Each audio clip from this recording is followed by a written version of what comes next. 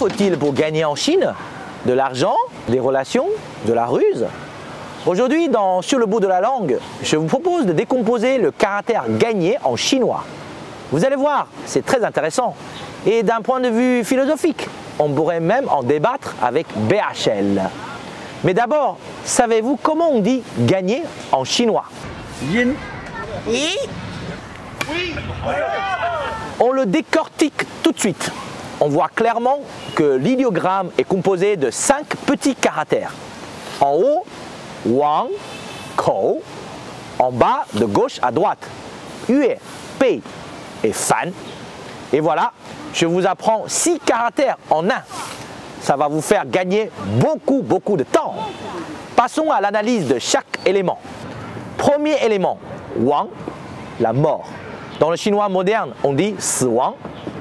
Le deuxième caractère, Si, ça veut dire aussi la mort. Mourir en chinois, c'est la double peine.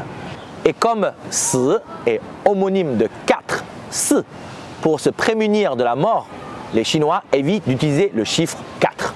Mais ça, on vous en parlera dans un autre épisode. Vous aussi, vous avez de drôles de superstitions. Il y en a qui jettent du sel par-dessus leur épaule. Hein? Vous me direz, ça commence mal. Il faut mourir pour gagner? Pas du tout. Pour gagner, il faut avoir cette notion de la mort, de la survie. Un rappel permanent qui nous permet de vaincre. Deuxième élément, Kou, la bouche. Vu sa forme, pas difficile à deviner. Un trait de plus, c'est U, le soleil. 2 traits de plus, c'est U, l'œil. 3 traits de plus, ça n'existe pas. Bref, ce n'est pas le sujet aujourd'hui. Pour gagner, il faut surtout pas faire la fine bouche. Il faut donner aux gens l'eau à la bouche. Savoir bien communiquer.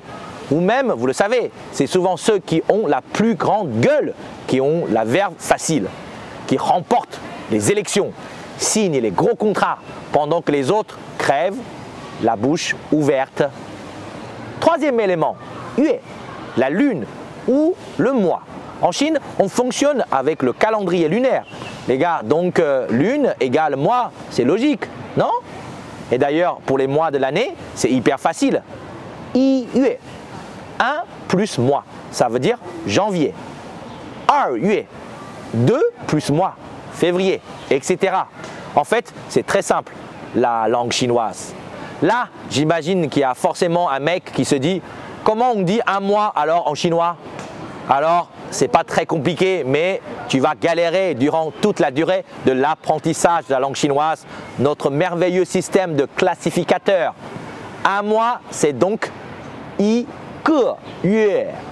Pour le reste, je vous laisse vous débrouiller. Alors pour gagner, il faut décrocher la lune. Pour gagner, on a besoin de mois, de temps, d'une certaine durée. Quatrième élément, Pei, le coquillage, aussi appelé Kori, qui servait de monnaie dans l'Antiquité. On retrouve ce caractère dans le mot Pao Pei, trésor, mais aussi chéri, parce que ça ressemble à baby, bébé. Vous voyez, le chinois, c'est facile.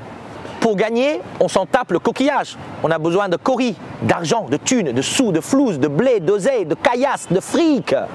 Vous les Français, vous n'aimez pas parler du pognon, mais vous en avez du vocabulaire pour ne pas mentionner le grisby.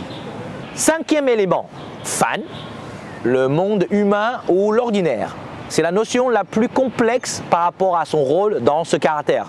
On dirait plutôt que c'est un état d'esprit. Pour gagner, il faut avoir un esprit zen, un côté ordinaire. Les interprétations que je viens de vous donner sont assez connues dans le monde des affaires en Chine. Du coup, c'est important de les connaître si vous faites ou vous voulez faire du business avec la Chine. Évidemment, dans la vie quotidienne, les Chinois ne vont pas philosopher de cette manière sur le sens du mot yin. Néanmoins, c'est assez amusant de retrouver tous ces éléments dans un seul caractère. Pour résumer, en Chine, pour gagner, il faut avoir la conscience de l'échec, la mort, une bonne méthode de communication, de la patience, le temps, des moyens financiers ou quelques notions du confucianisme et du taoïsme. Ça paraît simple, non? Vous en pensez quoi? Ça vous parle? Vous pensez avoir une attitude gagnante après ça? En tout cas, j'espère vous avoir fait gagner du temps. pour vous aider à mémoriser ce caractère un peu compliqué. Car, comme on dit chez vous, le temps, c'est de l'argent. À très bientôt mes amis pour de nouvelles explications ludiques sur la langue chinoise.